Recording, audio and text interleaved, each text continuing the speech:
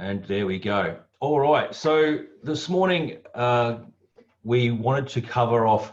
So as I said, this is the first of the business to business webinars. We have joining me today, Eric Guthrie from Monster Mechanical and a bunch of other things. Eric, I did see that that you sent through a short bio, but do you want to just tell us a little bit about your background?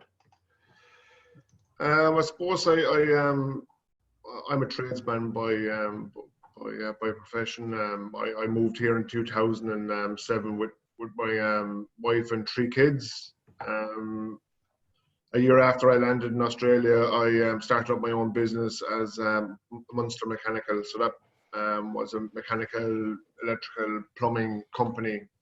From then on, I got involved in a biotech startup company, and now I have a startup company in Papua New Guinea, gold mining startup. So yeah, and also involved in property as well. Yeah. So when you came to Australia, was that was your first foray into business for yourself? Yeah, for myself, yeah, it was. Yeah. Very cool. All right. So what I've got, people sending me messages. There we go. So this series is based on our recent book. We wanted to do a series of webinars, and what we thought was it was probably a good idea to actually use the chapters in our book as the starting point for creating these chapters. Now, we aren't running in chapter order. Given the current COVID-19 crisis, what we've done is we've shuffled things around, these chapters around, to try and get them to make sense in the current conditions, and we will continue to change those as they come up. If you are on the webinar and you want to ask a question, there's a Q&A section down the bottom. Remember, the toilets are where you left them. In the case of emergency, I'm going to be gone, but if there's an emergency at your end, please just log off and run away terribly fast. But if you do have a question, you can put it in the Q&A. So if you click Q&A at the bottom there, you'll be able to ask a question. And we also have the chat, which I will also be monitoring. So as I said, we've got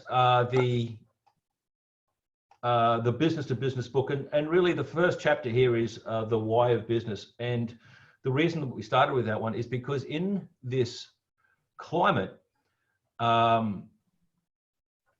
the ability to pivot and pick different things, different income streams for your business is really important.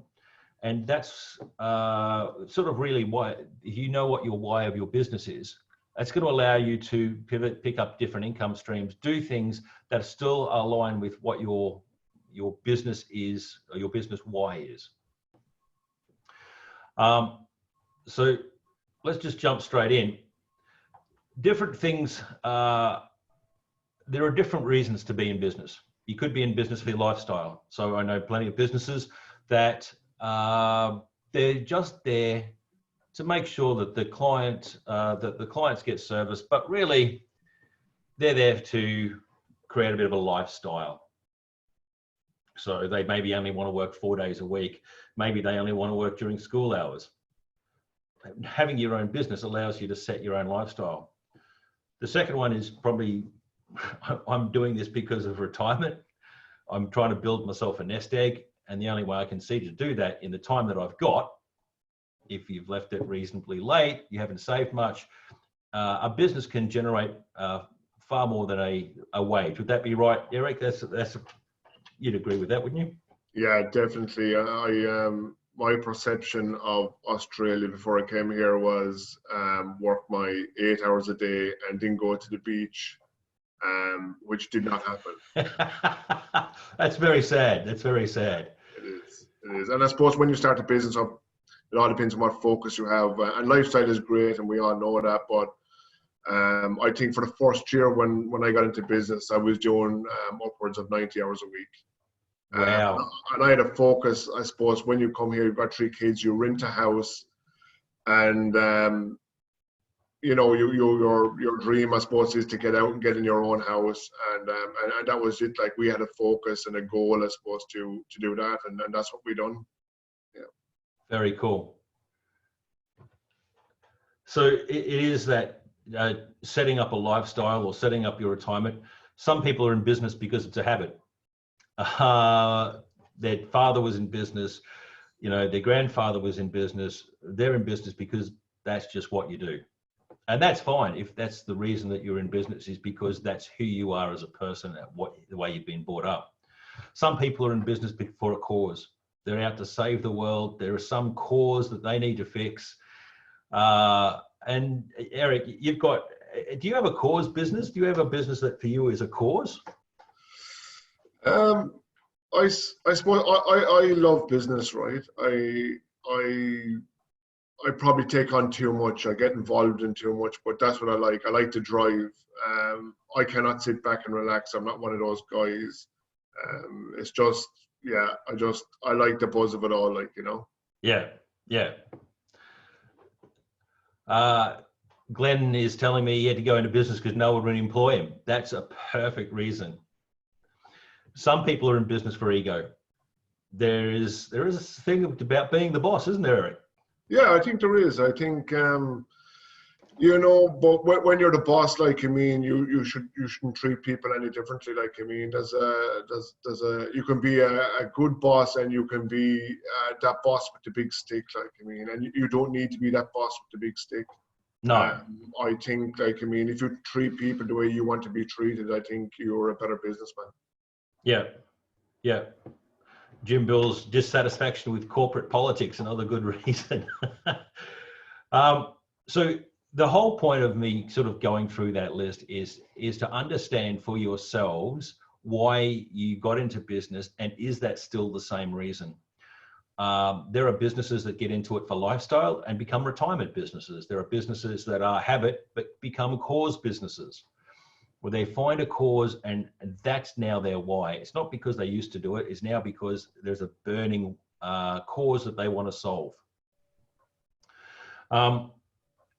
So knowing why you're in business is a really, really good start. Then the second thing is to know what your values are. So what do you value? And I'll just quickly run through some points that might help you with some values. So values, it's talked about a lot, and I tend to agree with the very first thing that people say is that, your values don't change, and that's what those are your values. You have a set of values that you work with, Eric? Yeah, look, I suppose my whole thing about getting into business was to make money. It wasn't about the lifestyle. It was about making some money and bringing the family to the next level. But now I think for me is I like what I do. I wouldn't be doing that if I didn't. And anyone that doesn't like what business they're doing or that shouldn't really be in it, because it affects them big time, Yeah, for sure. Which is really interesting, because the first thing I ask when I'm trying to get people to understand values is, when were you the happiest? Well, I suppose when when you didn't have to work for someone else or depend on someone else, that you could go out there and you were making that paycheck all by yourself. I think that's a good feeling, and I think you just build on that, and it gives you satisfaction. Yeah, for sure. So I tend to work through a series of questions. So when were you the happiest? When were you the most proud? When were you the most satisfied and fulfilled? And really what we're trying to do is work out for yourself, because I've actually sat in board meetings where I could tell that the CEO, his values did not align with the business he was trying to build. He was telling me what they valued in the business. And you could tell his heart wasn't in it. And it was because the values of the business didn't align with his personal values. And I think this is one thing that you'll have found, Eric, is that when you've got different businesses, they all share a similar characteristic. Would that be right? So all of my businesses share a similar characteristic. I've got 4 businesses. How many are you running at the moment? Um,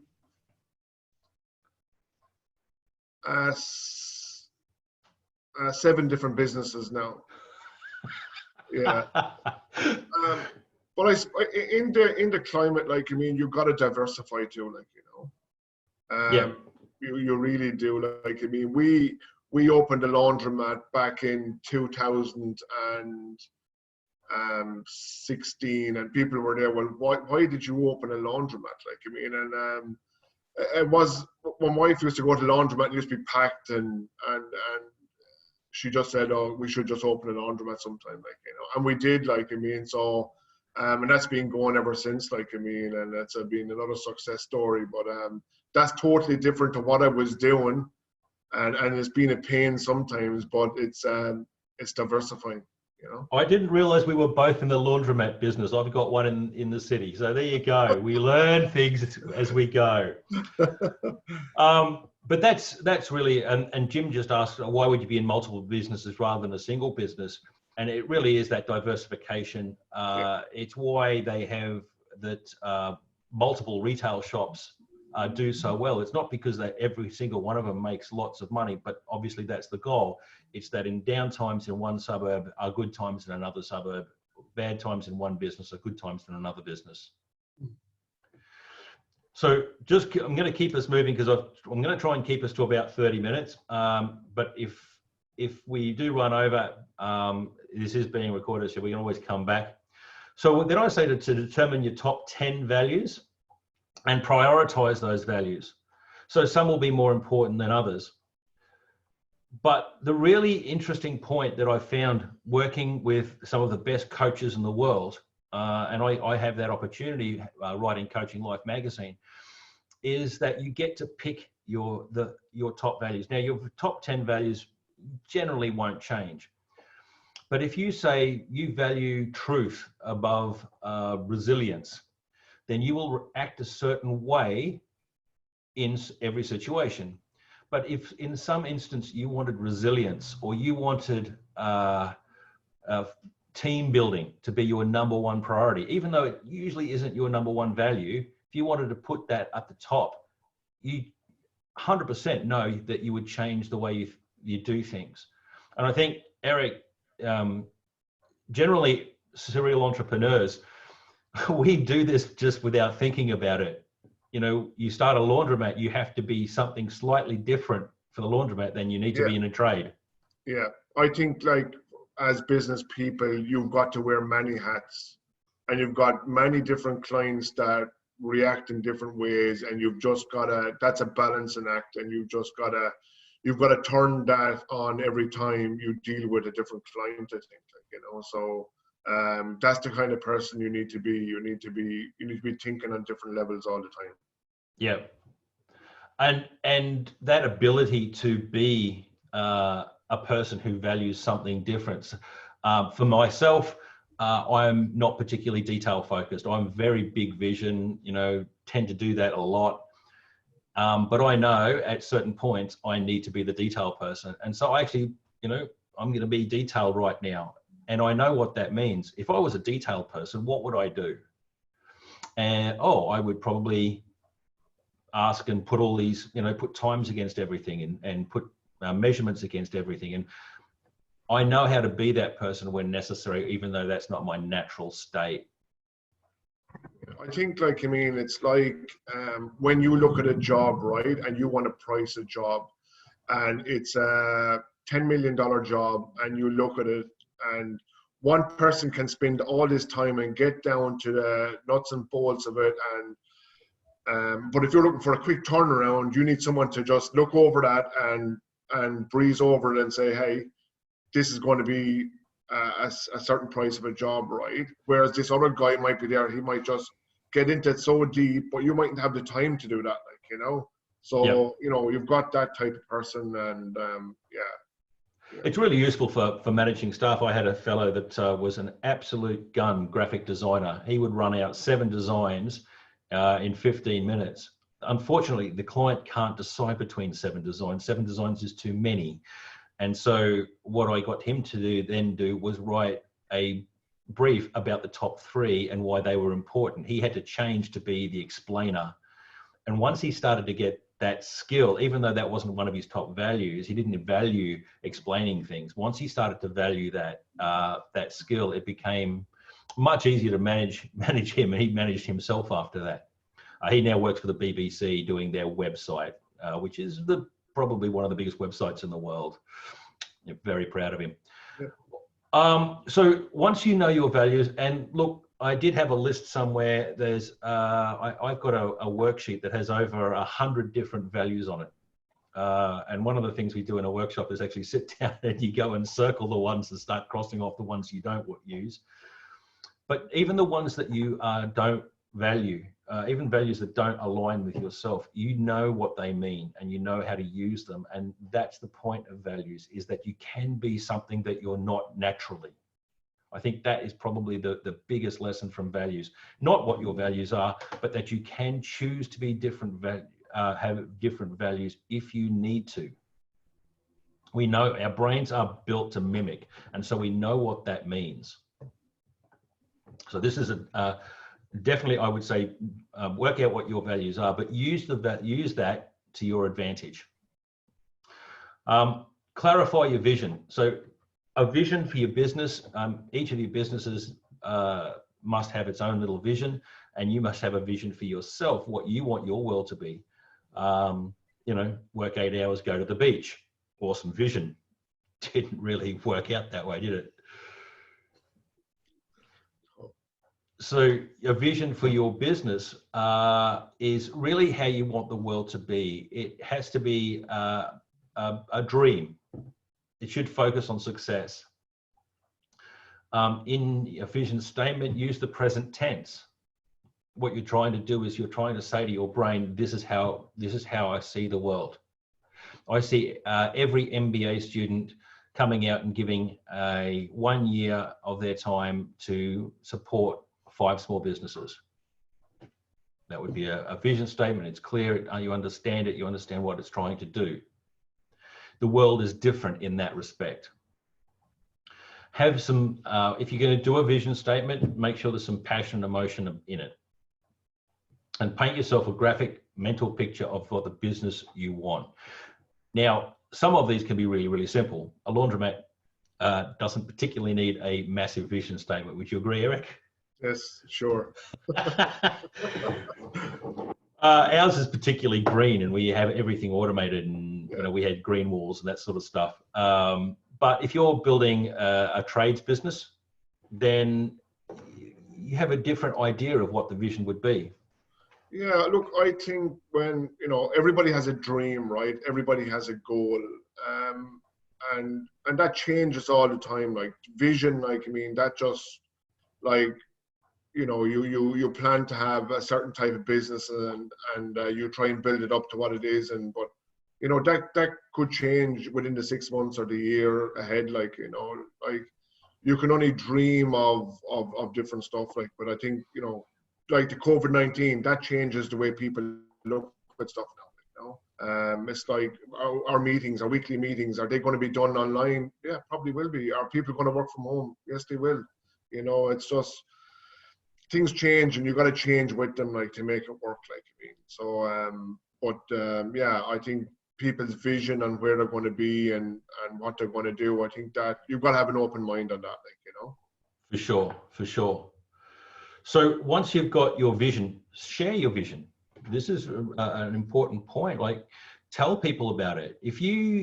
And honestly, I don't know about you, Eric, but this one is probably one of the biggest ones that I follow. If I'm going to do something, I tell everybody I'm going to do it. Yeah. For me, I value accountability. If I tell people I'm going to do it, I'm more likely to do it. If I just have this thing, I might do this, and I don't tell anyone, it's probably not going to happen. Yeah. Something else will happen, and then I'll get busy. So share your vision. If you see the world in a certain way, tell everybody that you see the world that way. Now this is, just got a coffee. Look at this. But when you share your vision, Stuart, like, I mean, you'd be hoping people share their vision with you too, because we all learn off each other, and when you surround yourself by people like that, like, I mean, it brings you along as well, like, I mean, and a lot of my success has been down to the people that I've got working for me. You know, I'm not the smartest guy in the world. I'm driven, but you know, to the people that came with me on the journey, you know, they've helped me to get to where I am, like, you know. For sure.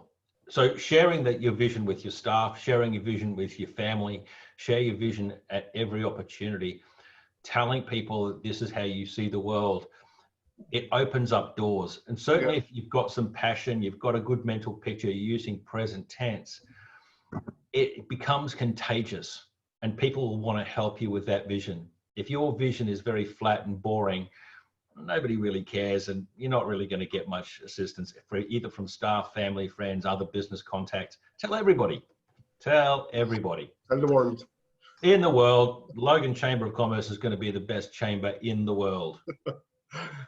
Share the vision. All right, we're going to keep moving. Mission statements. I'm going to fly through this one because I'm already overloading you guys. Eric and I are feeding you from the fire hose.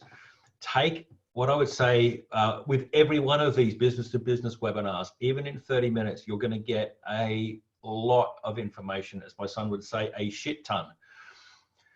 What that would look at like is take something, take one thing. If you can take two, I would say if you get to three things that you think that's a really good point, write them down, but focused on the first one. There's an NSA, a National Speakers Association conference in the States where you get 4,000 of the world's top speakers coming together. And yeah, it's definitely drinking from the fire hose, but you just take one point and then you apply that one point. And if you've got the next one ready, fantastic, keep moving. So what's your unique selling point for your particular business? What separates you from the competition? What don't I know? This comes back to your vision. If you're sharing your vision, people will tell you things that you didn't know. And if you're open to understanding that you don't know, you get snippets of information, don't you, Eric? You do, definitely. Like, I mean, I think everybody's got something to offer, and I think there's a job out there for everybody. Like, you know, and even just sitting around having a chat with people, like, I mean, and getting it out there and talking amongst, you know, guys on the ground and guys in the office, and get everybody together and just have a chat there. It might be having a beer on a Friday evening or something like that, but, you know, everybody has something to offer, and you shouldn't dismay anybody from saying something, like, you know. Yeah, and I think that once you have that open mind, the more I know, the more I realize I don't know. Even on topics where I am the expert. And there are topics that, you know, at one point I was sort of the best in the world at one particular software development language. But I was constantly thinking there must be more. And so going out and reading about other languages and how they would apply to this particular language and what things we could do to extend them. It's that, where do I find the information that I don't know? What is it that I don't know? And who is the fastest way to get any information is to find someone who's done it before. I can't stress that enough. When I started a magazine, I rang 3 people who had magazines and asked them to help.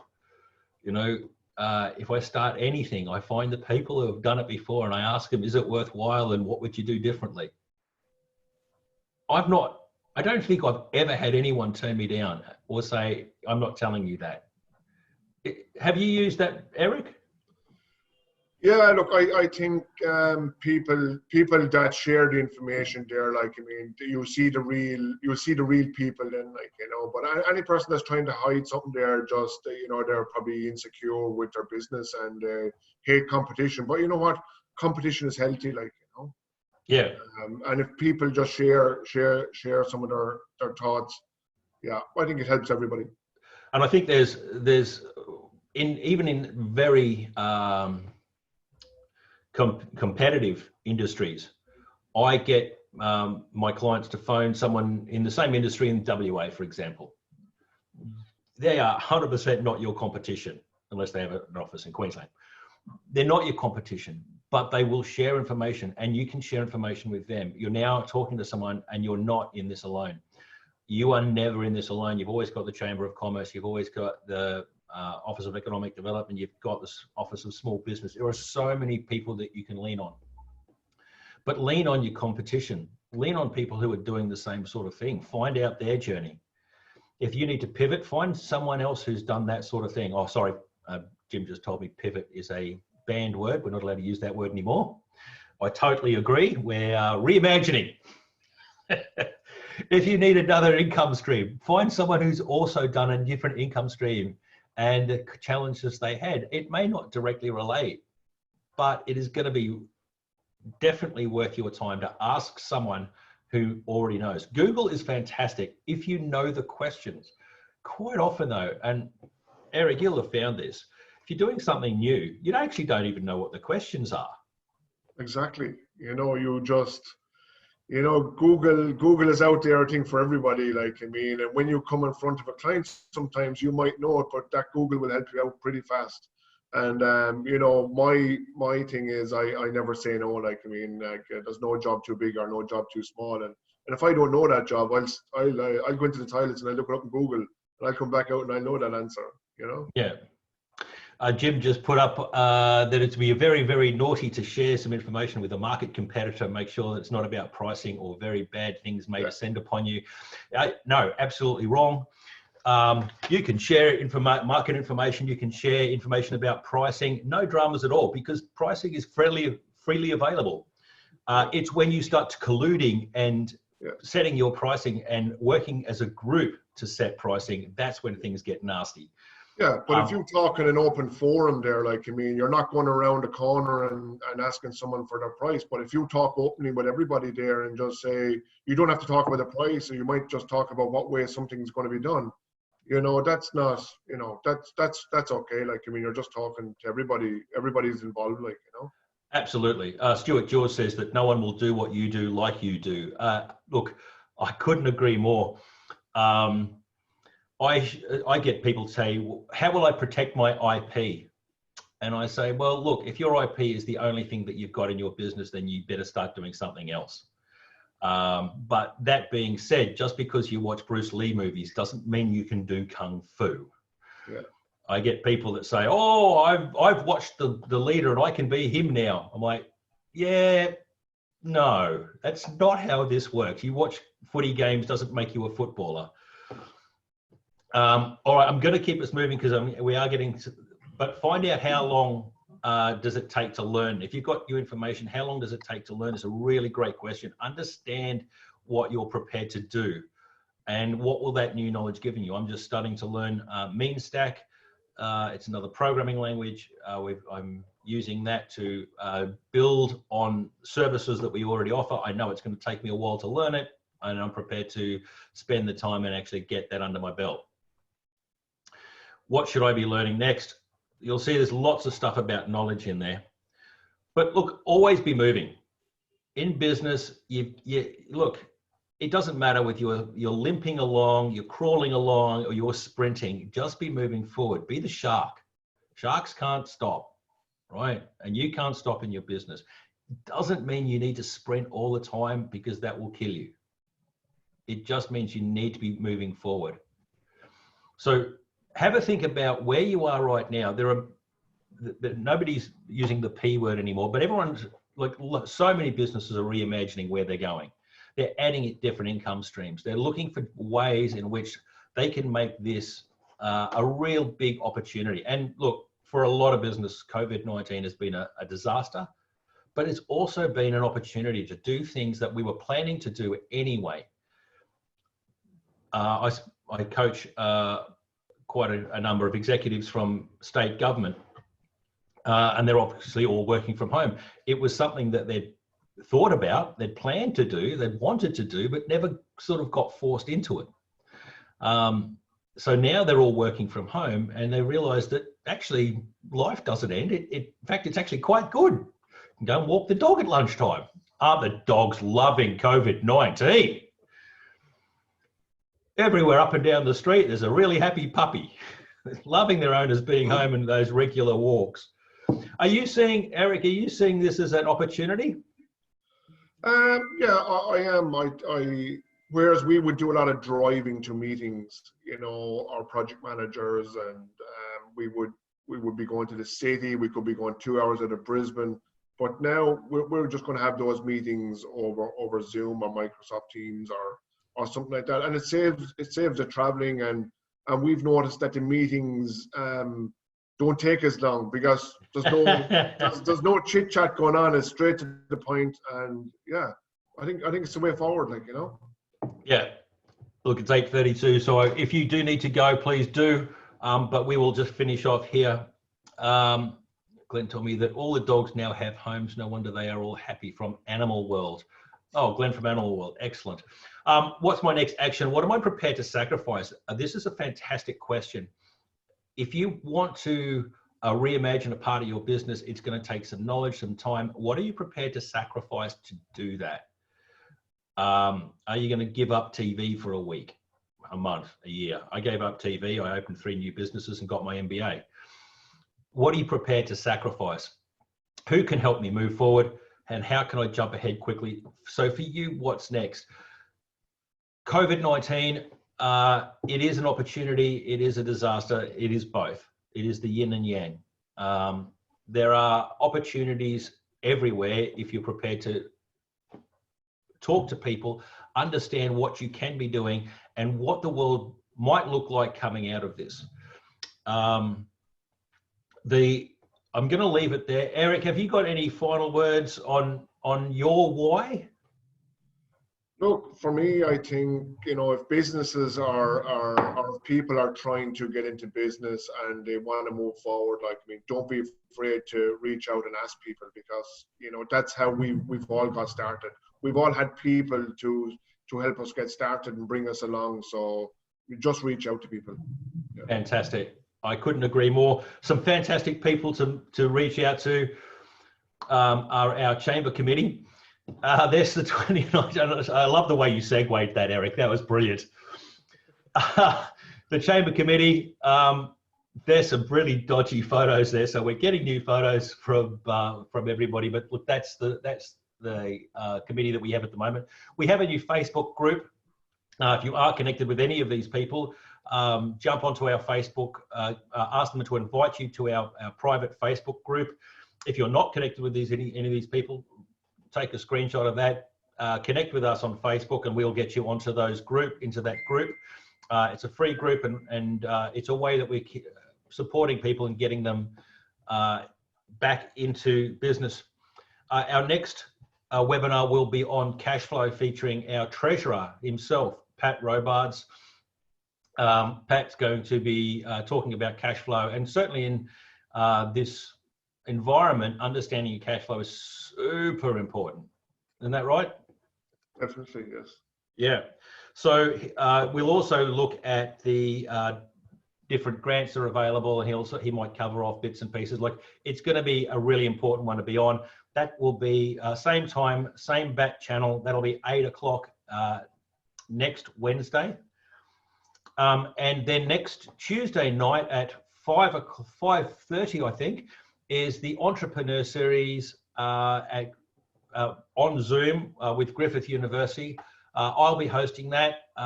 If you go to loganchamber.com.au, you can get the registration link, and certainly come along. Those are always great nights. There's always lots of good information. I'll finish up there, but I do want to do a shout out to our sponsors. Logan Office of Economic Development. If you're in trouble in any way in your business, go to loganchamber.com.au. On the front page, as well as the opportunity to buy a book. Not trying to push the book, but it's there. On the front page is a link to the hotline for the Logan Office of Economic Development. They can provide assistance. There's a link to the small business hotline, a link to the CCIQ hotline, and links to the federal government support services. We keep updating those, but there's a lot of links, there's a lot of support, and obviously you can call the chamber or connect with us on Facebook. Remember that we are all volunteers. Eric, you're a volunteer. Thank you very much. I'm a volunteer. Our secretary, Emma, is a volunteer. We're all volunteers, so we get to things as we can. But as I was saying, our sponsors, we thank them. The Invest Logan, who provide us with some office space. Meadowbrook Golf Club. We have our committee meetings out there. I think Emma said what we're going to try for the 10 people breakfast, Eric, next Tuesday if you're available. Rebel 90.5, the Rock Station and the Breeze, 101 FM. I was on the radio yesterday with 101 talking to Gray, and of course IKEA. Thank you very much, everyone, for showing up. We will post the Griffith link. Can you post the Griffith link? Host the Logan City Golf Day. I'm not sure what he's saying there, though. That sentence doesn't make any sense to me. Right. We will post the Griffith link. It is an event on Facebook, and we will put that up today. We'll also, you'll have also got that in that newsletter. If you looked at the bottom of the newsletter, you would have got yesterday. There will be a link to that there. And we will also be putting up the cash flow business to business webinar for this time next Wednesday. That'll be up there as well. This will go live on, we also now have a recordings page. So all of these webinars are available on the recordings page, and you can view them at any time. We had a fabulous webinar with Shannon Fenderman and Marie Adshead last week, and the week before was 2 weeks before that was Vu Tran. It was fabulous. I think you missed that one, Eric, but that was a great one. Was it? Yeah. Yeah. Meadowbrook, Jim's just clarified, Meadowbrook is the host of the Logan City Golf Day. That's right. Awesome. Everybody have a fabulous day. Stay safe, and we will see you at the next business to business webinar. Until then, catch you soon. Thank you.